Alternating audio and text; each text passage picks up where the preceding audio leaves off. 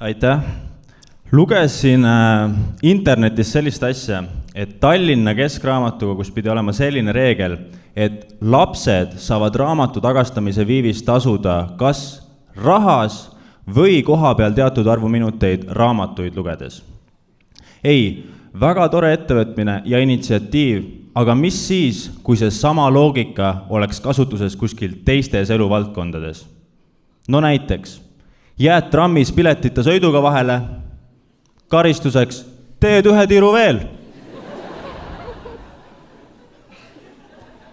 Jääd roolis purjus peaga sõitmisega vahele, karistuseks poolene lauaviin ja 2 tundi linna vahel. Läks! Korruptsiooni on palju, poliitikud, ärimehed ehitasid selle Porte Franco kaubanduskeskuse käkerdise. Karistuseks teed ühe veel. Võite pusle ise kokku panna, miks T1 keskus üldse eksisteerib.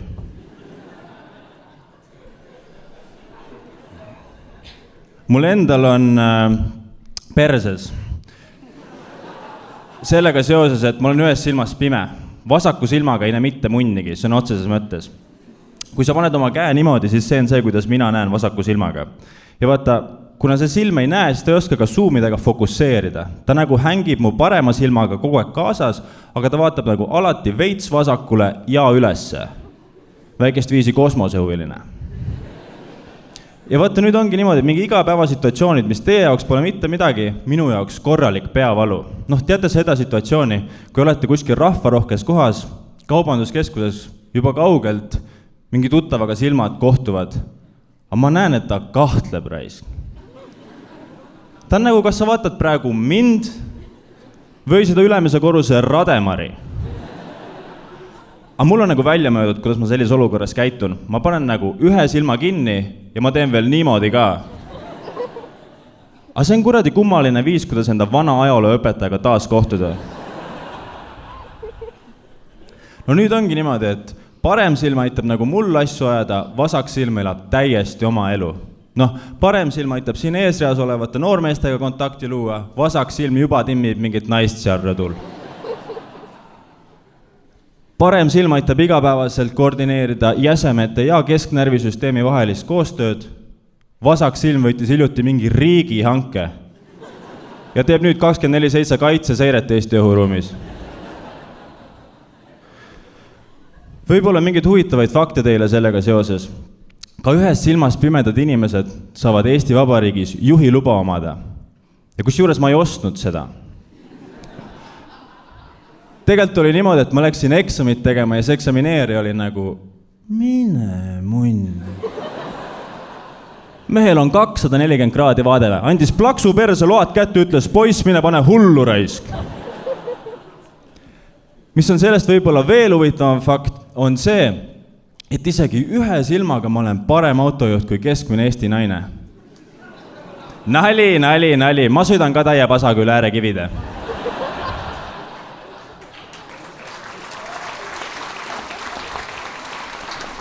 Ja väldin külgboksi tegemist. Ma sain eelmine aasta teada, et vasakul pool on ka küljepeegel.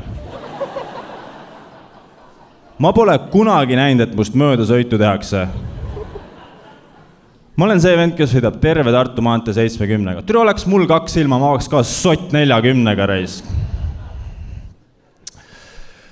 Eesti stand-upiga alustamine on olnud üliunikaalne kogemus.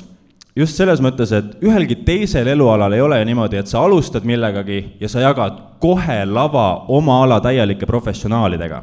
Meil on need open mic'id, kus me käime nalju harjutamas. Ma läksin esimesele open mic'ile, enne mind oli Sander Õigus, peale mind tuli Ari-Mati Mustonen.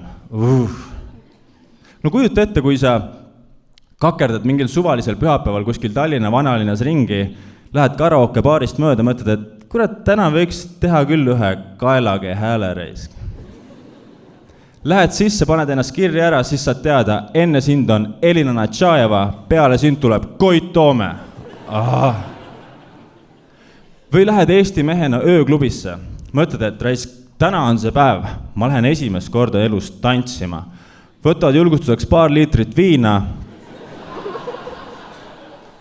hakkad juba tantsuplatsi poole minema, kaugelt näed, ei ole nii.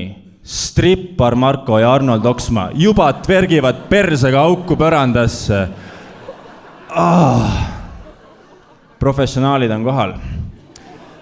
Lähed koju, jood öö läbi, hommik on käes, depressioonis oled, alkohol saab otsa.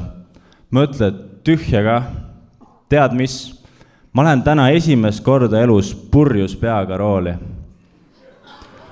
Hakkad juba koduoovist välja sõitma, järsku näed, 2 autot Tokyo driftivad sinu poole. Peeter Oja ja Indrek Tarand. Aitäh teile, mina olin Hendrik Puntsa.